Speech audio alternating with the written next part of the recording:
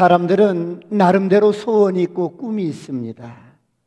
그런데 부모가 되면 소원이 단순해집니다. 목회를 하면서 많은 성도님들의 가정을 신방하면서 기도 제목을 물어보면 많은 성도님들이, 많은 부모님들이 모두 다 자식이 잘 되는 것이 기도 제목입니다. 자식이 입시를 잘 보고, 자식이 취직을 잘하고, 자식 결혼 문제, 자식 건강 문제, 자식 행복 문제, 자식 축복 문제. 사랑하는 성도 여러분, 부모라고 왜 꿈이 없겠습니까? 부모라고 왜 소원이 없겠습니까? 그런데 부모가 되면 소원이 딱 하나가 된다고 합니다. 그 많던 꿈과 소원을 가졌던 그 사람이 부모가 되는 순간에 그 사람의 최고의 소원이 바뀌어버립니다. 그것이 무엇일까요? 여러분은 무엇이라고 생각하십니까? 내 자식이 잘 되는 것입니다. 그것이 최고의 소원으로 변합니다. 그것이 최고의 기도 제목으로 변합니다. 사랑하는 성도 여러분, 그렇다면 부모의 최고의 기쁨은 어디서 올까요? 바로 자식에게서 옵니다. 부모의 최고의 슬픔 또한 자식에게서 옵니다. 믿음의 선진인 야곱에게는 12아들이 있었습니다. 그런데 사랑하는 아들 요셉이 죽은 줄로만 알았어요. 그런데 그 죽은 줄로만 알았던 그 아들이 애굽의 총리가 되었다는 것입니다. 꿈에도 잊지 못했던 그 아들, 가슴속에 묻어두고 평생을 살았던 그 아들이 애굽의 총리가 되었다는 거예요. 그래서 잊지 못할 그 아들과 상봉할 때 요셉을 보는 순간에 야곱이 흐느끼면서 이렇게 고백을 합니다. 창세기 46장 30절 다 같이 한번 보겠습니다. 시작. 이스라엘이 요셉에게 이르되 내가 지금까지 살아있고 내가 내 얼굴을 보았으니 지금 죽어도 조카도다. 죽은 줄로만 알았던 아들이 애굽의 금이 환영해서 여러분 살아있는 모습을 보고 야곱이 아들아, 내가 지금까지 살아있고 내가 너의 얼굴을 보았으니 이 예배는 지금 죽어도 한이 없다. 이렇게 감격해서 외칩니다. 여러분, 이것이 부모의 마음. 그리운 그 아들이, 죽은 줄로만 알았던 그 아들이 살아서 잘 되어 있는 모습은 부모의 생명을 바꿀 만큼 가치가 있고 아름답고 기쁘다는 것입니다. 이처럼 자식이 잘 되는 것은 부모의 가장 큰 소원이요 기쁨입니다. 그런가 하면 자식의 죽음은 부모에게 가장 큰 슬픔을 안겨줍니다. 다윗이 여러 아들이 있는데 그 가운데 정말 흠이 없고 잘생긴 압살롬이 있었습니다. 그런데 이 압살롬이 아버지를 몰아내고 왕권을 차지하기 위해서 반란을 일으켜서 예루살렘으로 쳐들어오고 있습니다. 이때 아버지 군대와 아들 압살롬 군대가 싸움이 벌어졌는데 어쨌거나 도망가다가 압살롬이 타고 가던 노새가 튀는 바람에 머리가 이렇게 여러분 나뭇가지에 걸려서 죽임을 당합니다. 이 압살롬이 죽었다는 소식을 듣고 다윗이 어떻게 해요? 아버지의 가슴에 칼을 박았지만 폐륜하여 못된 자식이지만 그 못된 아들이 죽었다는 소식을 들은 다윗은 사무엘하 18장 33절을 보겠습니다. 다 같이 합독합니다. 시작. 왕의 마음이 심히 아파 문 위층으로 올라가서 오니라.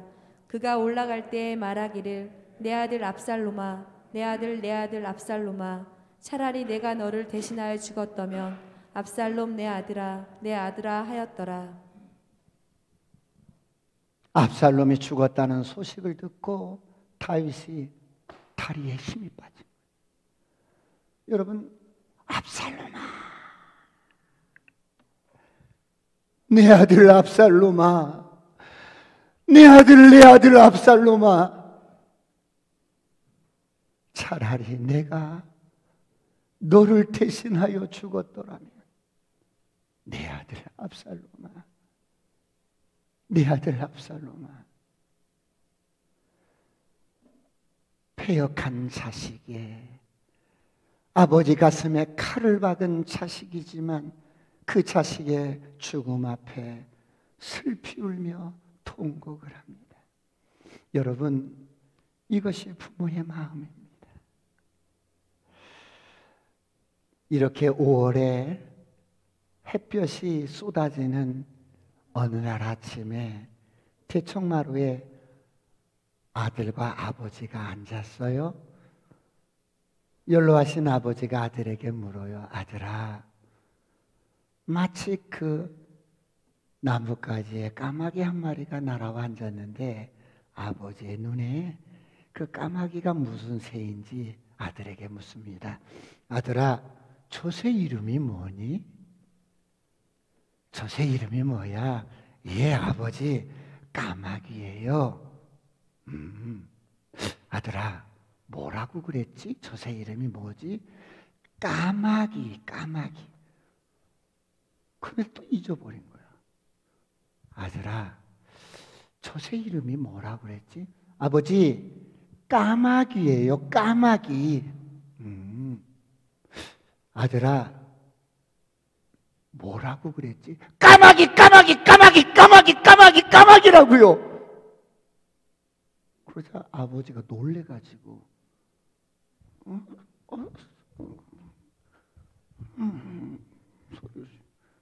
서재실에 들어가서 노트 한 권을 가지고 나왔어요. 오래된 일기장이었어요.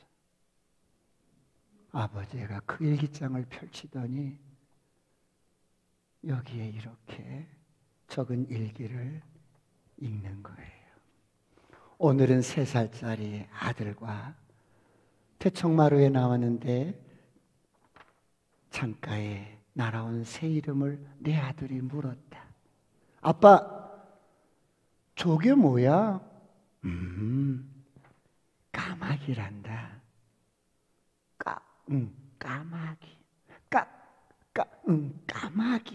까마귀. 아빠, 저 새 이름이 뭐라고 그랬지? 까마귀. 내 아들이 연거푸 23번이나 물었다.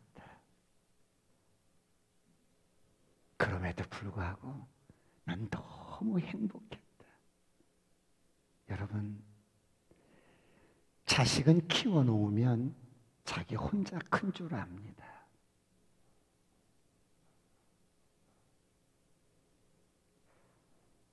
여러분, 이 세상에 수많은 사람들이 있어요. 그런데 저와 여러분을 낳아주고 길러주신 분은 나를 가장 사랑해주는, 나에게 모든 것을 주고 또 주고 또 주고 또 주어도 아깝지 않고 또 주기를 원하시는 분이 딱 한 분밖에 없어요. 그분이 누구십니까? 저와 여러분의 부모님 뿐이에요. 나의 어머니요, 나의 아버지 뿐입니다. 이러한 부모에 대한 자녀의 자세를 가리켜서 뭐라고 합니까? 효도라고 합니다. 세상 일반 윤리에서 효도라고 해요. 여러분, 인간이 가진 가장 기본적인 가치를 윤리라는 말로 표현을 해요. 그런데 윤리의 기준은 각 나라마다, 민족마다, 문화마다 각기 다르지만 여러분, 모든 나라, 모든 문화, 모든 민족이, 모든 살아온 역사 속에서 가장 강조되는 윤리가 뭐예요? 효도라는 거예요. 효도는 모든 윤리의 뿌리가 되기 때문입니다. 그런데 이렇게 인간의 모든 윤리의 뿌리인 효도를 성경은 뭐라고 말씀합니까? 성경은 부모에 대한 효도는 윤리가 아니라 하나님의 명령이요 하나님의 계명이라고 합니다. 그러므로 오늘 본문 에베소서 6장 2절을 다 같이 한번 보겠습니다. 다 같이 합독합니다. 시작. 내 아버지와 어머니를 공경하라. 이것은 약속이 있는 첫 계명이니. 부모를 공경하라는 하나님의 명령이요 하나님의 계명입니다. 여러분, 성경에는 십계명이 있어요. 하나님께서 인간에게 주신 위대한 명령이요 가르침이요 계명입니다. 그런데 이 십계명이 두 개의 돌판에 주어졌어요. 첫 번째 돌판에는 1계명부터 4계명, 하나님과 우리와의 수직적인 관계예요. 두 번째 돌판에 5계명은 내 부모를 공경하라. 여기서부터 시작해서 10계명까지 인간 상호 간의 수평적인 관계를 잘 지킬 수 있도록 명령하셨어요.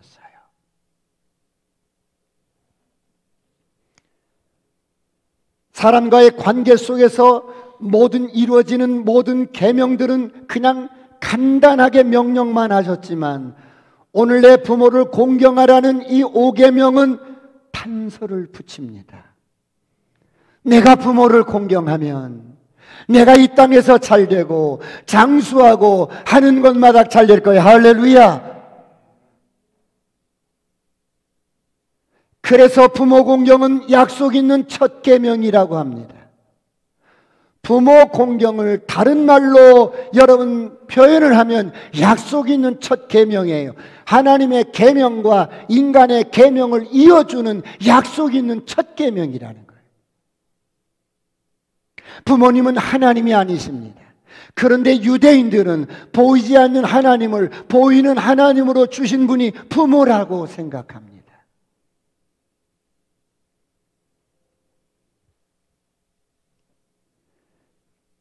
그러므로 인간의 어느 계명보다도 부모 공경이 가장 앞에 있는 첫 계명이에요. 이렇게 소중한 부모에 대해서 우리는 어떻게 합니까? 오늘 성경은 뭐라고 말씀합니까? 첫째로 순종하라고 말씀합니다. 오늘 보면 1절을 다 같이 한번 합독할까요? 1절 시작. 자녀들아, 주 안에서 너희 부모에게 순종하라. 이것이 옳으니라. 세상 사람들은 이런 계명을 몰라도 세상의 윤리를 가지고 여러분 부모에게 효도하고 순종을 합니다. 세상 사람들은 부모로부터 받은 은혜가 많으니까 당연히 공경해야지 보답하는 의미를 가지고 그렇게 부모를 잘 대우하고 공경하고 효도할 수 있습니다. 그러나 성경은 그렇게 말씀하지 않습니다. 세상에서 말하는 어떤 보답 차원이 아니고 어떤 보은 차원이 아니고 공경하는 것은 더 높은 차원의 이유가 있습니다.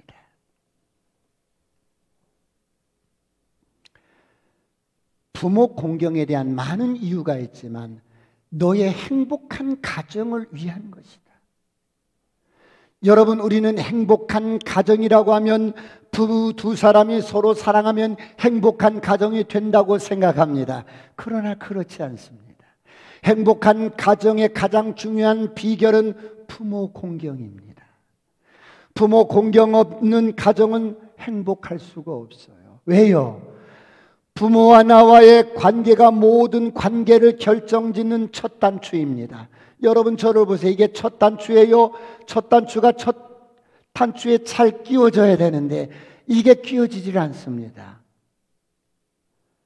많은 사람들이 부부 문제가 있을 때 너와 나의 부부 문제라고 생각하지만 그렇지 않습니다.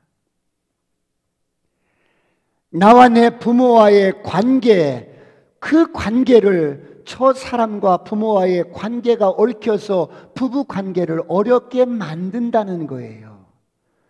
여러분 왜 그렇다고 생각하십니까? 부모와의 관계를 저 사람에게 자꾸 투사를 시키기 때문입니다. 부모와의 관계가 바르게 되어 있지 않으면 여러분 부부 관계가 바르게 되지 않습니다. 그뿐이 아닙니다. 부모와의 관계가 바로 되어 있지 않으면 나와 자식 간의 관계도 바로 될 수가 없어요. 왜요? 그 상처가 그대로 내 무의식 속에 남아서 나타나기 때문입니다. 오늘 풀어질지어다, 풀어질지어다, 어둠은 떠나갈지어다. 부모와의 나와의 바른 관계, 이게 정말 중요한데 올바른 부부관계의 기초가 되는 거예요. 나와 자식과의 관계도 기초가 되는 거예요. 오늘 이런 은혜가 있기를 축원합니다. 그래서 행복한 관계의 전제가 뭡니까? 부모와 사이가 좋아야 합니다.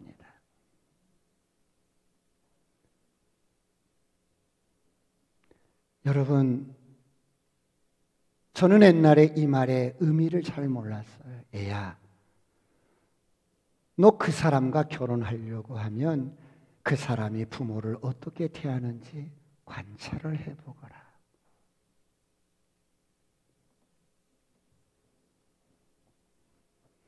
부모와 나와의 관계가 마치 여러분 첫 단추를 끼는 것과 같아요.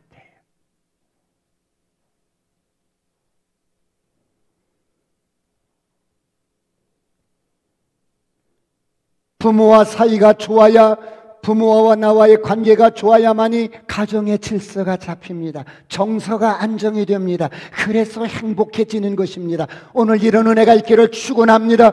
부모님과 나와의 관계가 좋은 사람이 배우자와의 관계도 좋고, 자식과의 관계도 좋고, 사람과의 관계도 좋고, 할렐루야. 그래서 부모를 공경하라고.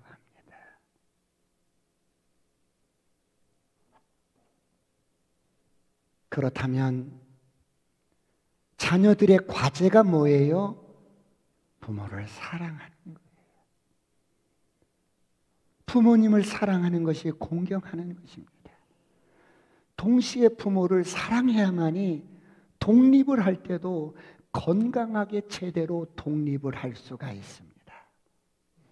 행복한 가정을 위해서 부모 공경이 절대로 필요한데,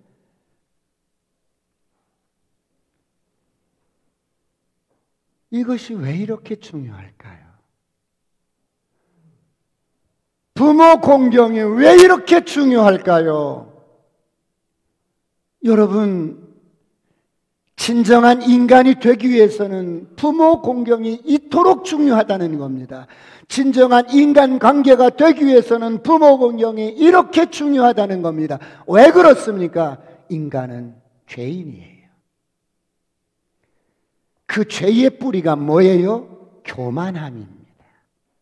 그 교만함이 어떻게 표현이 돼요? 표출이 돼요? 내 위에는 아무도 없어. 하나님도 없고 부모도 없어.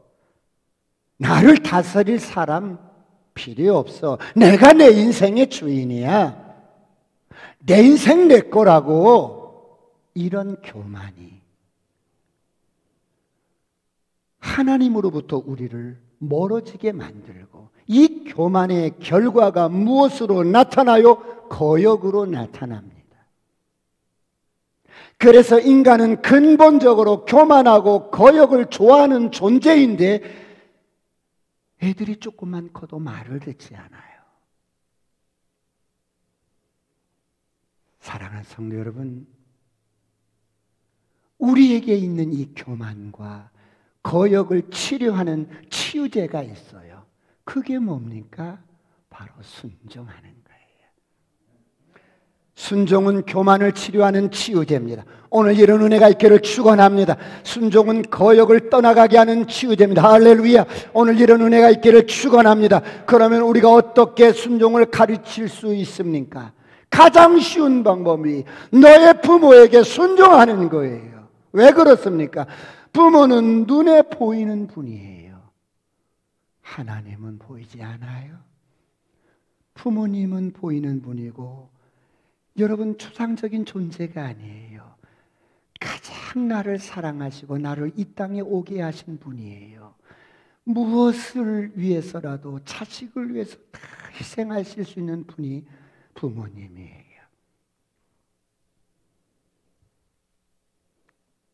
그래서 이 부모에게, 이런 부모에게 순종이 안 되어지면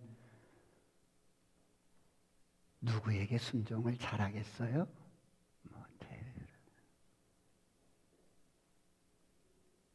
나를 위해서 모든 것을 내어주신 내 부모님에게 순종하지 않는데 하나님을 잘 섬길 수 있을 것 같아요?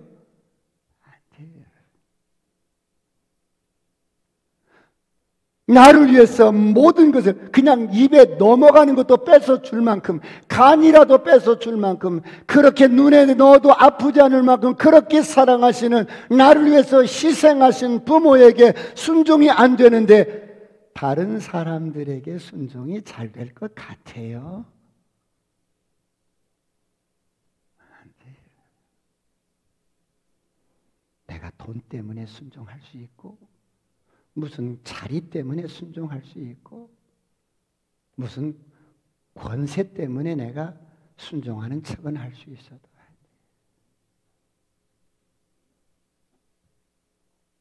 부모에게 불순종하라는데 다른 사람의 순종을 잘할 수 있을 것 같아요? 그렇지 않다는 거예요. 그래서 하나님은 우리가 가장 순종하기 좋은, 너를 위해서 모든 것을 다 던지신 부모를 놓고 순종을 훈련시키는 거예요. 오늘 이런 은혜가 있기를 축원합니다. 동시에 사회적으로는 모든 인간관계 속에서 질서와 순종하는 인간으로 만드는 것이 바로 첫 번째가 부모에게 순종하는 훈련을 시키는 거예요.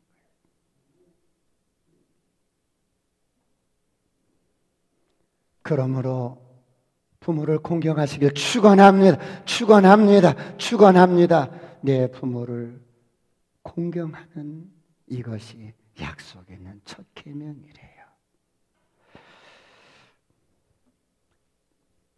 그런데 우리가 이렇게 결혼하기 전 미성년자와 결혼한 후에 부모를 대하는 게 우리의 반응과 태도가 약간 달라요.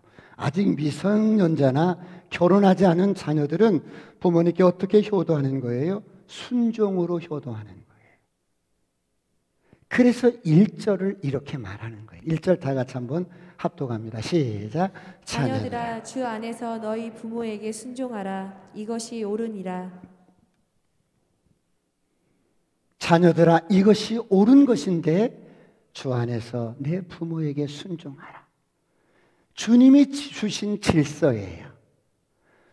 내 부모가 인격이 고약하든 학벌이 없든 재산이 있든 없든 상관없어. 자녀들아, 내 부모에게 순종하라. 오늘 미성년자들, 아직 결혼하지 않는 우리 청년들, 부모에게 순종하는 것이 효도하는 것이래요. 이런 은혜가 있기를 축원합니다. 내가 아무리 많이 배웠고 아무리 똑똑하고 잘난 것 같아도 너의 판단이 완전하지 않다. 너를 잘 알고 너를 키우고 너를 사랑하고 너를 위해 모든 것을 던질 수 있는 지혜로우신 부모의 말씀에 순종하는 것이 옳은 것이다.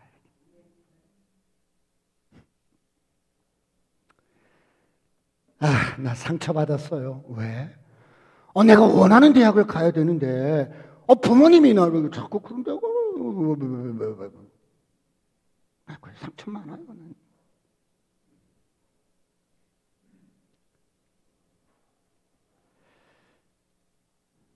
오늘 혹시 그런 우리 친구들이 있다면 풀어지기를 축원합니다. 축원합니다. 그러면 부모님께 순종하지 않는 자를 어떻게 하실까요? 두 번째, 죽였어요. 아니, 죽였어요. 어떻게 하나님 사랑이 많으신 하나님 어떻게? 아니, 죽였어요.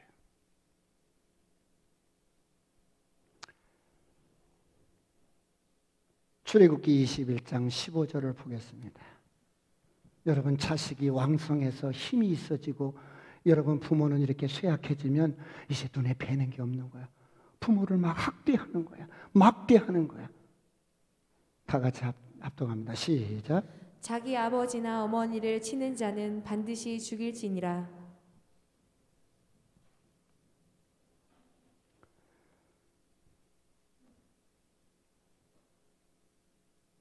손으로만 때리는 것이 아니라 말로도 때리는 거야. 말로도 구박하고 학대하고 때리는 거야.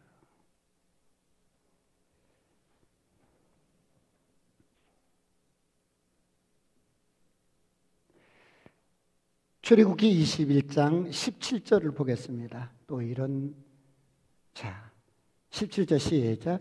자기의 아버지나 어머니를 저주하는 자는 반드시 죽일지니라. 요즘 부모님을 꼰대라고 해서 우리 친구들 부모님 듣지 않는 데서 친구끼리 말을 하는 거 들어보면 너무너무 그냥 기가 막힌 거야. 너무너무 기가 막혀. 부모를 저주하는 자, 뒤에서 욕하는 자는 죽일지니라.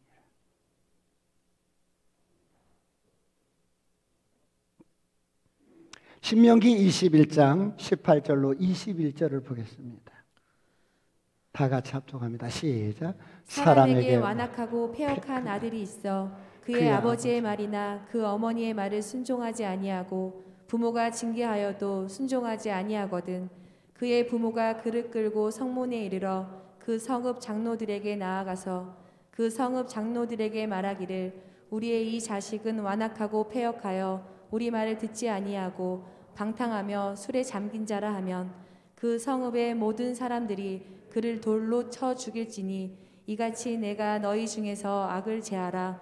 그리하면 온 이스라엘이 듣고 두려워하리라. 패역한 자식, 완악해서 말을 듣지 않는 자식은 끌고 가서 그 성문에 그 장로들이 이렇게 앉아 있어요. 그래서 쳐서 죽여라. 저희 어릴 때만 해도 동네에서 패역하고 완악하고 부모의 말을 듣지 않는 사람은 잡아다가 덕석 머리를 해 이렇게 그냥 덕석에 놓고 사람을 놓고 이렇게 뚫뚫 말아가지고 죽도록 짓이기는 거예요. 부모를 거역해? 부모를 거역하는 것이 죽을 죄니까. 그런데 여러분, 요즘에 부모를 거역했다고 누가 죽이겠습니까? 아무도 죽이는 사람 없어요. 그런데 분명한 것은 이게 하나님의 계명이라는 거예요. 할렐루야! 이게 하나님의 명령이라는 거예요. 이게 하나님의 말씀이라는 거예요. 하나님의 말씀은 하늘에 딱 뜻이 정해졌어요. 여러분 아무리 세월이 흘러도 이게 변개가 되겠습니까? 인간이 돌로 들어서 쳐서 죽이진 않을지라도 이 계명을 직접 만드신 하나님이 손을 대신다는 거예요.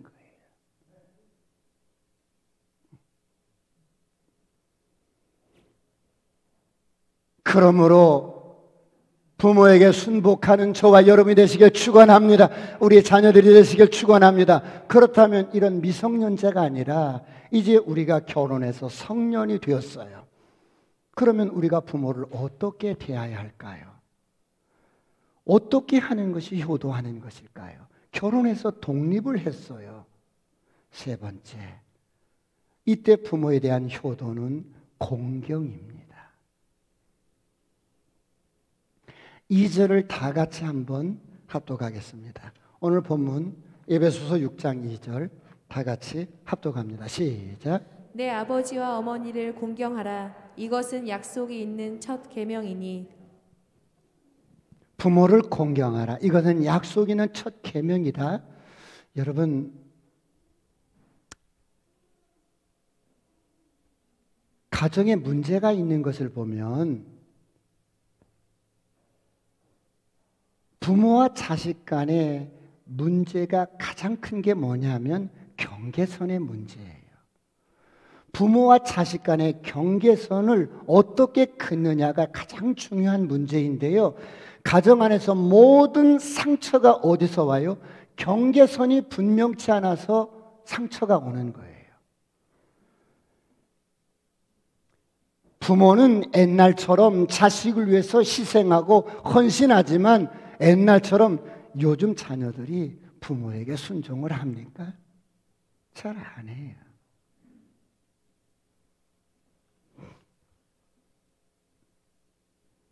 또 그렇게 또 뭐 할 수 없다고 막 그래요. 자, 어쨌거나 이런 경계선의 문제를 해결할 수 있는 방법이 뭐예요? 주님이 오늘 1절에는 순종, 미성년자 자녀들에게, 2절에는 결혼하고 독립해서 사는 가정을 가진 자녀들에게 이렇게 효도를 말씀하고 있어요. 두 단어의 개념을 정확하게 알면 부모님을 어릴 때는 순종할 수 있고 결혼해서는 공경할 수가 있어요. 자, 출애굽기 20장 12절로 17절을 보시면 하나님께서 이스라엘 백성들에게 십계명을 주셨을 때입니다.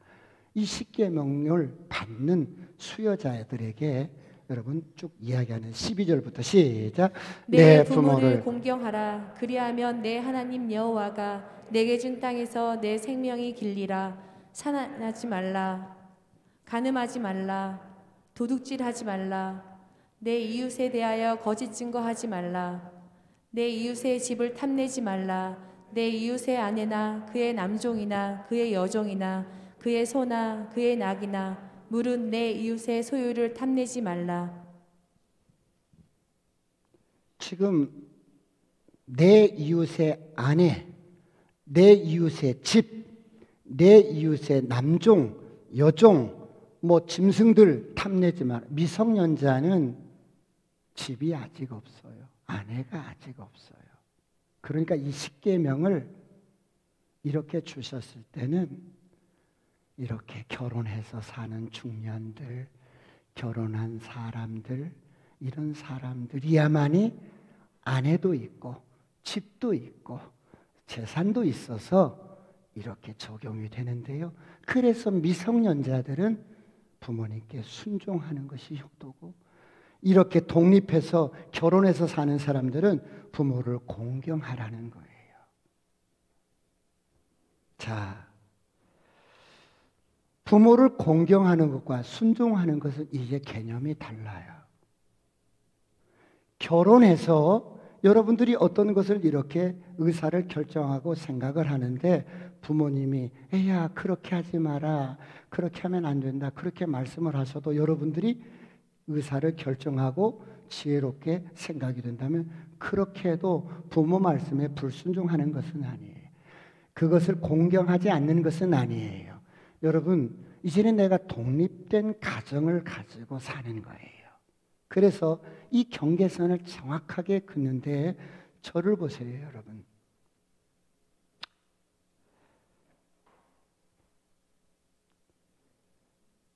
부모님을 무시하라는 말씀이 아니라 가능하면 부모님의 말씀에 순종을 합니다. 그러나 내 의견과 다르거나 내 배우자와의 관계를 파괴시키면서까지 부모님의 말씀을 따라가지 말라는 거예요. 이게 경계선이에요. 부모님의 말씀에 순종하지 않으면서도 공경은 할 수 있다는 거예요.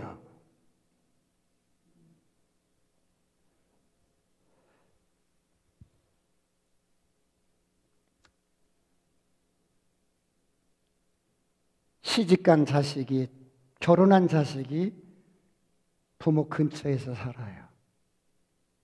그래서 늘 이렇게 들여다보면서 뭐가 필요한지, 그러면서 어떤 가정은 고부간의 갈등이 생겨요. 고부간의 갈등이 생기면 옳고 그름을 떠나서 남편은 반드시 누구의 편을 들어야 돼요? 우리 여기 진짜 효자라고 소문난 우리 남학생 한번 대답해 보세요. 야, 너는 왜 얘를 이런 옷을 입히냐? 막 시어머니든 친정어머니든 막 그러시는 거예요. 야, 너 얘한테 이런 음식을 먹이면 돼. 막 이렇게. 이런 것들이 너무 스트레스예요. 그럴 때 남편은 어머니 편을 드는 게 아니에요. 경계선을 잘 지키는 거예요. 어떻게 해요? 오마니 감사합니다. 그런데 어머니, 저희들 살림이니까 걱정하지 마세요. 저희들이 알아서 잘 할게요. 이렇게 경계선을 그어주는 거예요.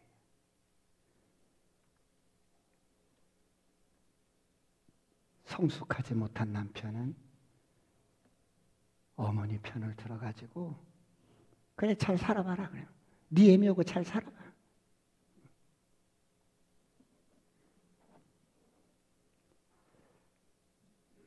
부모님의 말씀에 감사하면서 공경하면서도 내 가정을 잘 지켜나가는 거예요. 여러분, 여러분의 자녀가 말을 잘 듣나요? 아니. 여러분 혹시 부모님을 모시고 계신다면 부모님께서 말씀을 잘 들으시던가요? 아니. 고칠 생각을 하지 마세요. 부모님께서 내게 하시는 말씀은 다 나를 사랑해서 하시는 말씀이에요. 고맙게 감사하게 생각하셔야 합니다. 그래서 그 앞에서 거역하지 마시고 어머니 알겠어요. 아버님 알겠어요. 알겠어요. 그리고 그 말씀대로 하지 않았다고 해서 불효가 아니라는 거예요.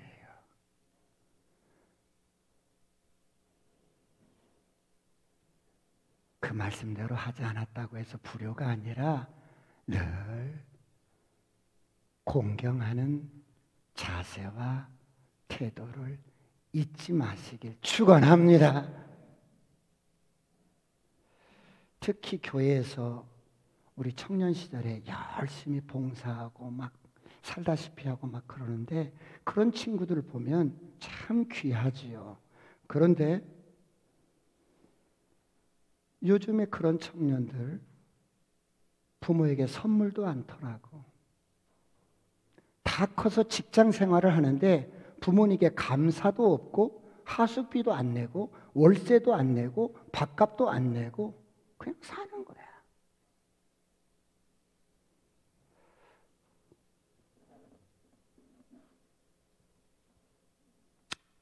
여러분, 곰은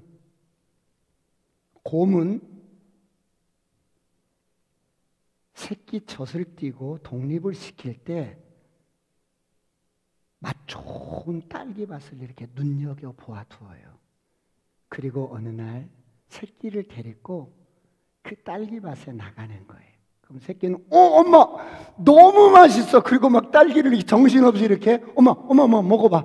이렇게 막 그러다가 엄마가 살짝 빠져나오는 거예요. 딸기 따먹느라고 정신없는 사이에 엄마가 이 새끼를 띄워놓고 자리를 떠나는 거예요. 3살밖에 안 됐는데.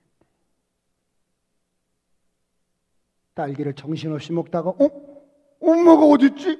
엄마가 어디 간 거야? 그런데 이 새끼곰은 그렇게 엄마를 떨어져서 독립해서 늠름한 장년의 곰이 되는 거예요.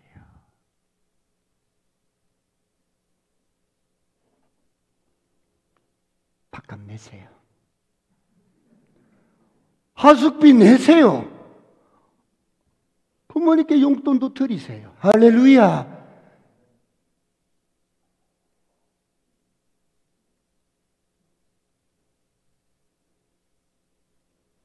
월급을 타서 부모님께 용돈도 드리고, 야, 무슨 내가 어떻게 네 돈을 받아? 어떻게?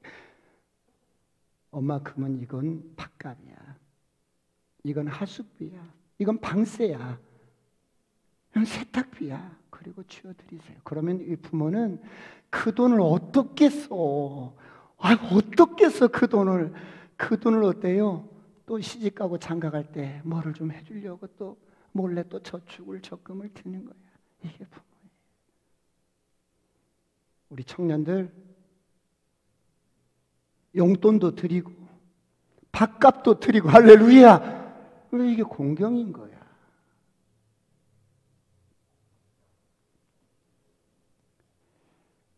사랑하는 성도 여러분, 어버이는 언제나 자식을 기다려요.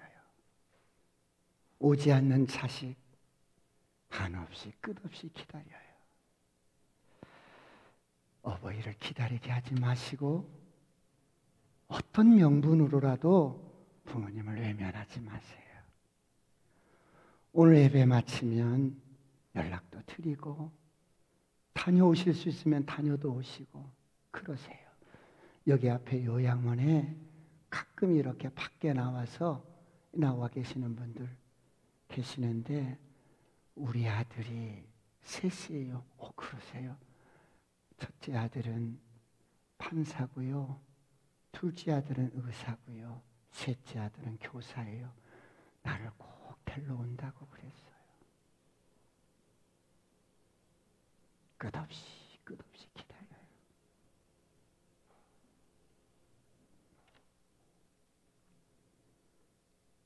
내 부모를 공경하라. 이것이 네가 사는 길이고 네가 잘 되는 길이고 하나님 앞에서 사람 되게 하고 다른 사람들 앞에서 사람 되는 길이다. 부모 공경하면 내가 너의 인생을 보장해 줄게. 기도하시겠습니다.